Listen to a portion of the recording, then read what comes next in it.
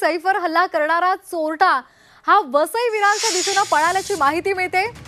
सूत्रांनी ही माहिती दिलेली आहे। या चोराची दृश्य वांद्रे रेल्वे स्टेशन मधील सीसीटीव्ही मध्ये चित्रित झाल्याची माहिती सुद्धा सूत्रांकडून मिळते आणि त्या आधारे आता पोलीस तपास करतायत। पोलिसांचं पथक वसई आणि विरारच्या दिशेने तपास करत असल्याची माहिती सुद्धा सूत्रांकडून मिळते। या संदर्भात अधिक माहिती घेणार आहोत आमच्या प्रतिनिधी सीमा आढे यांच्याकडून। सीमा, काय नेमके अपडेट्स आहेत?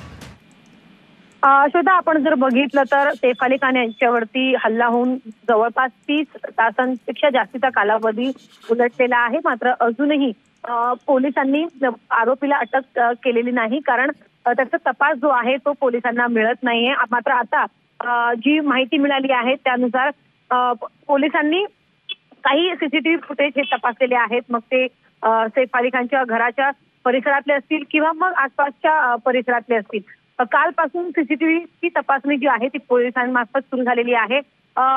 गुरुवारी रात्री जेव्हा मध्यरात्री हा हल्ला झाला त्या सकाळी वांद्रे स्थानकाच्या परिसरामध्ये हा संशयित आरोपी पोलिसांना आढळला होता। इकडचे त्या परिसरातले जे सीसीटीव्ही फुटेजेस आहेत ते पोलिसांनी तपासले आणि त्या सीसीटीव्ही फुटेजमध्ये हा चोरटा दिसल्याची माहिती जी आहे ती सूत्रांकडून मिळते आणि तो कुठेतरी वसईच्या दिशेने त्यांनी पळ काढलेला आहे। पहिलीच ट्रेन काल त्यांनी पकडली पहाटे आणि त्या ट्रेनने तो वसईच्या दिशेने गेल्याची माहिती जी आहे ती पोलिसांकडून मिळते आहे। त्यामुळे त्या परिसरातले फुटेजेस आणि ज्या ट्रेनने किंवा जी पहिली ट्रेन पकडली त्यामुळे आता पुढचा तपास जो आहे तो आता पोलिसांमार्फत सुरू झालेला आहे। पोलिसांचं पथक मुंबई आणि इतर भागांमध्ये ऍक्टिव्ह आहे, त्यामुळे आता नालासोपारा आणि वसईमध्ये सुद्धा पोलिसांचं पथक त्या ठिकाणी तळ ठोकून आहे। त्यामुळे त्या भागात आणि मुंबईतल्या काही भागांमध्ये आता पोलिसांकडनं कसून तपास जो आहे तो सुरू आहे।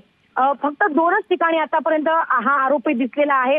हल्ला झाल्यानंतर 6व्या मजल्यावरती तो एकदा दिसलेला होता, चित्रित झालेला आहे आणि त्या दृष्टीने आता पोलीस त्याला कशा पद्धतीने पकडतात हे पाहणं महत्त्वाचं ठरणार आहे। धन्यवाद सीमा, आपण दिलेल्या अपडेटसाठी।